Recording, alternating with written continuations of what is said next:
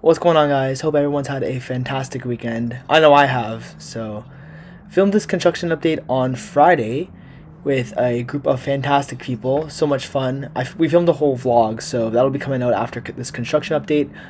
I'm currently recording this on Sunday, so I apologize for being a little bit late to the party. But anyways, Mine Buster's retrack still the same as it was last time we saw it. At least nothing has seemed to change. The steel rails have still not yet been put in, but that's fine. The ride is still going to open with the park, so do not worry about that. Moosehorn Falls as well has not had as much progress other than more like land flattening. They have not started pouring any concrete for it yet either. But here's another shot of Mine Buster's Double Down. It is in fact a double down, I promise you that. It has 2 steps down, but super excited to try that. Like I've stressed in all my videos, I'm ecstatic, guys. I'm so happy. Some other interesting news, there was actually a really crazy storm in the Greater Toronto area the other day, I think on Thursday, and the tarp that it was covering that piece of Guardian track has since blown off, so that was cool to see. I also flew on the other side of Jane Street as well to see the tunnel construction coming along. The drill has moved onto the right side of the tunnel, so it is finished with all of the footings and steel piles on the left side of the tunnel for strengthening it, and has since moved on to the right side. So I personally have some opinions about the tunnel because there is also another opening that I have not since updated you guys on yet that I'm going to get to a little bit later in the video. I'm just going to head over to Leviathan first, but we'll get to that. That's interesting, guys. You're going to want to stay around for that. So Leviathan's hammerhead has since had more bracing going around the whole entire hammerhead. So it seems that all of the netting that they're going to be putting up is going around the whole thing, which will look pretty cool. I still don't know how that's going to be for photographers, but I don't know. It looks cool off-ride, so that's all that matters, I guess. And there's nothing, it's not going to do anything for the ride, it's just going to be a spectacle and safety protection for guests. Here's another zoomed in shot of that drill. It was working all day that we were there. Like I have some other zoomed in shots of the drill because like I said before, this thing is huge. It's taller than Guardian, just a little shorter than Vortex.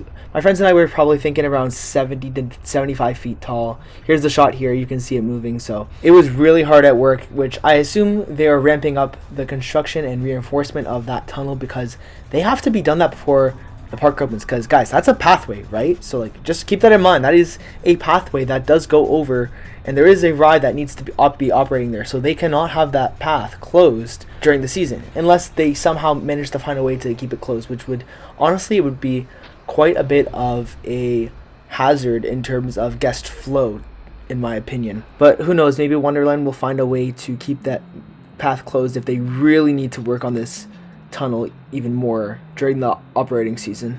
So let's get into this new entrance into the mountain.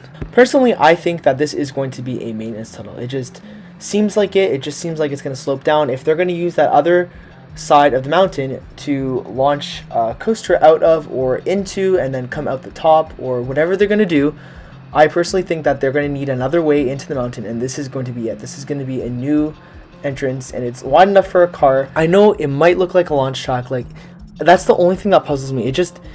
It looks wide enough that it could be for a wing coaster, which scares me, guys. But if they're going to use both entrances for the coaster, why would they have 2 different shaped entrances into the mountain?